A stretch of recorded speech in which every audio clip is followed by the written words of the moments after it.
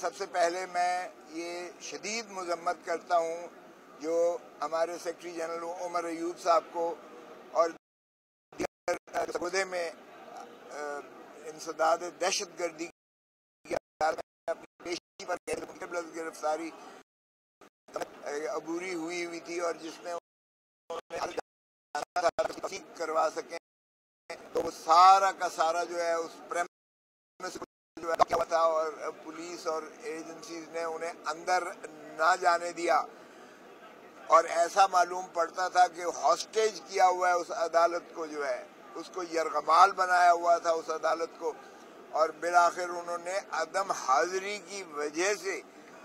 جو ہے عمر ایوب صاحب کی جو ہے گرفتاری خارج کر دی۔ اب یہ پاکستان میں اگر اس طرح لیڈر آف دی اپوزیشن قومی اسمبلی میں جو لیڈر آف دی اپوزیشن ہے اس کا جو ہے لیڈر آف دی ہاؤس سے بھی زیادہ جو ہے وہ پروٹوکول ہونا چاہیے اور اس کے تحفظات، اس کے جو ہے ایک مقام جو ہے اس کا وفاقی وزیر کے برابر مقام ہوتا ہے ہمارے جو لیڈر آف دی اپوزیشن ہوتے ہیں، کیونکہ وہ بھی ایک جہاں لیڈر آف دی ہاؤس ہوتا ہے وہاں ایک دوسرا دھڑا لیڈر آف دی اپوزیشن ہوتا ہے، وہ بھی پاکستان کا اتنا ہی نمائندگی کا حق رکھتا ہے جتنا لیڈر آف دی ہاؤس ہوتا ہے۔ تو میں اس کی شدید مذمت کرتا ہوں۔ اگر آپ نے اس طریقے سے عدالتوں میں جو ہے کسی سائل کو آپ نے روکنا ہے تو اس کا مطلب ہے کہ آپ نے انصاف کے جو عدالتیں ہیں، انصاف کے ایوان ہیں، ان کو آپ نے مقید کر رکھا ہے۔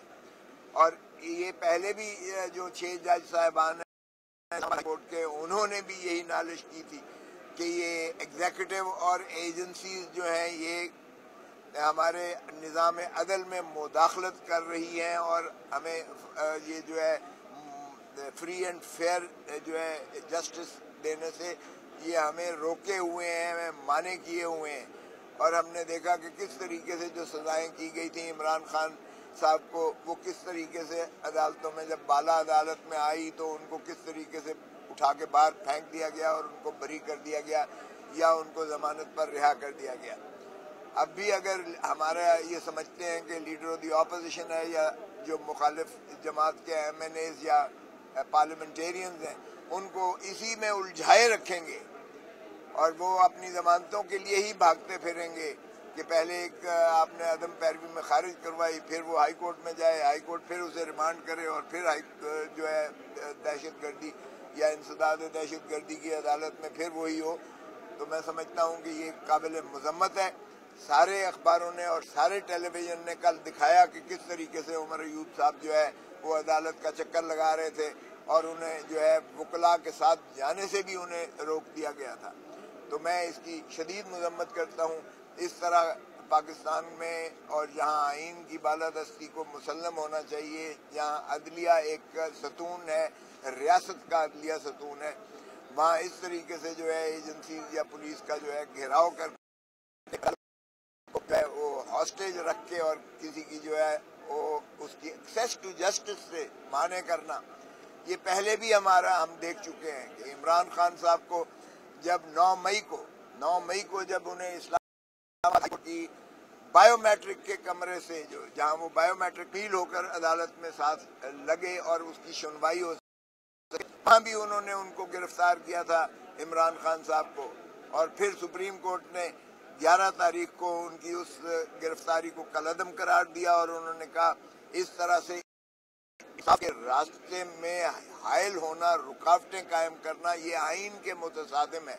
اور انہوں نے کہا یہ غیر آئینی ہے کیونکہ سینکچوری آف جسٹس، یہ جو انصاف کے ایوان ہوتے ہیں یہ sanctuary of justice, sanctuary of peace ہوتی ہے، ٹرینکویلٹی ہوتی ہے، یہاں لوگ اپنی جو ہے اپنی شکایات لے کر آتے ہیں،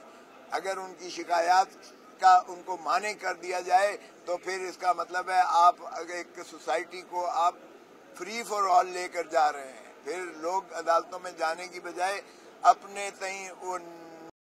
معاملات کو، اور اس میں افراتفری کا عنصر آ جائے گا، اس میں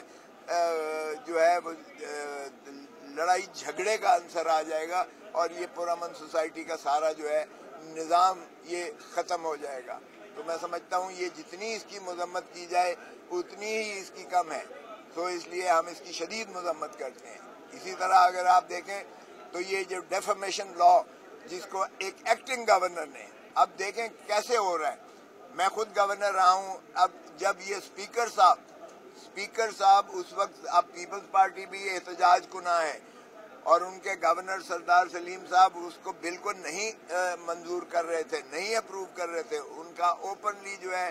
یہ بیانیہ آیا تھا، اخباروں میں بھی آیا، ان کے انٹرویوز بھی ہوئے، انہوں نے کہا کہ تحفظات دور کیے جائیں صحافی برادری کے۔ آپ اس طریقے سے گلا کسی کا نہیں دبا سکتے۔ آپ right of speech, right of information, ایک ڈائسینٹنگ نوٹ، آپ کسی کی اختلاف رائے کو آپ اس پہ قدغن نہیں لگا سکتے، اور اگر اس طرح سے آپ غیر محفوظ کر دیتے ہیں اور کسی کو آپ ہی اس کا تعین کرتے ہیں کہ یہ خبر جو ہے وہ کس انداز سے، کس پیرائے میں، کس دائچے میں، کس میں دی گئی ہے، تو پھر تو کوئی بھی خبر نہیں دے سکے گا،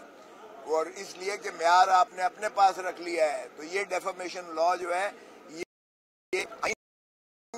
بنیادی حقوق کے یہ جو ہے ماورا ہے، اور اسپیکر صاحب نے پہلے تو وہاں کرسی پر بیٹھ کر اسمبلی میں پاس کر دیا، بلڈوز کر دیا اپوزیشن کے بغیر، اور کسی ایون اپوزیشن تو ایک طرف رہی، ان کے اپنے ایلائز کو بھی کانفیڈنس میں نہیں لیا گیا۔ پیپلز پارٹی کہہ رہی ہے ہمیں تو اعتماد میں نہیں لیا گیا، ہم نے تو ووٹ ہی نہیں دیا، ہمیں تو پتہ ہی نہیں ہے، اور پھر ان کا گورنر جو ہے صوبے کا پاس کیا جائے۔ تو ایسے میں میرے خیال میں ہوش کے ناخن لیں، اگر اس طرح سے فسطائیت کو یہ جنم دے کر اس طرح سے جو ہے ہماری صحافی برادری کا گلا دبائیں گے، اور صحافی برادری آگہی عوام کو دینے سے جو ہے اس پہ رکاوٹ آئے گی، تو پھر یہ ساری اس کی سوسائٹی کی گروتھ رک جائے گی، کیونکہ یہ گروتھ جو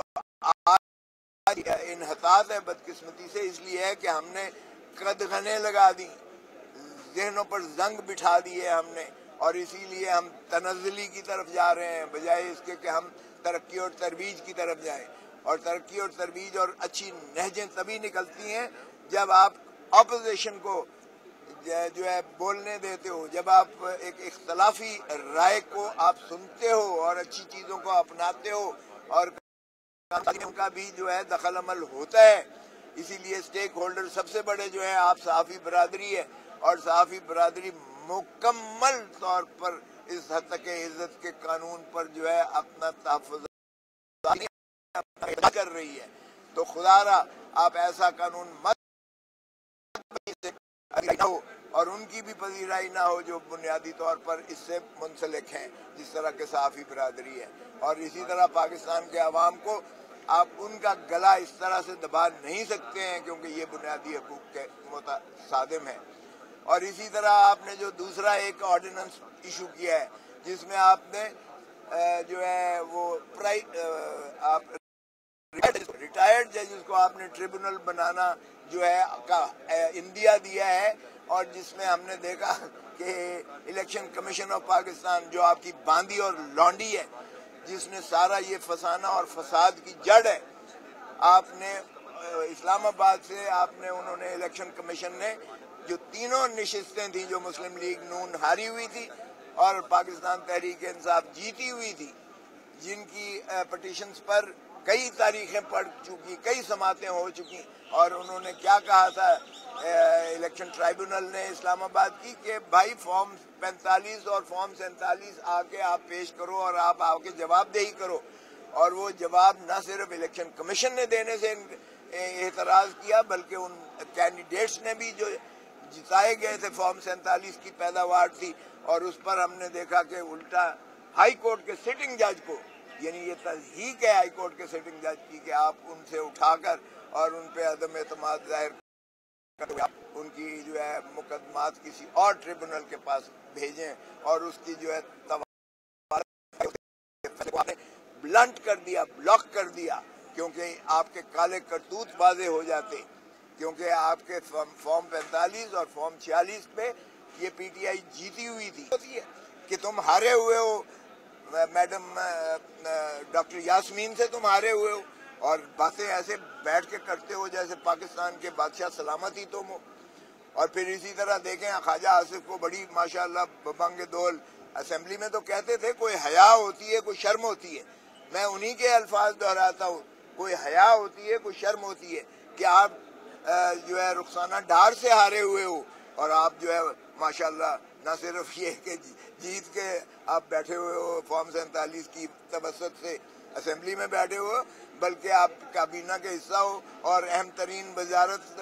جو ہے کر رہے ہو. اور پھر ان کا بیساکھیوں کی اور ان کی جو ہے دیکھیے کہ کس حد تک بینکرپسی ہے. کیا یہ واقعی حکومت جو ہے حکومت چلا رہی ہے؟ یہ خود چلا رہے ہیں,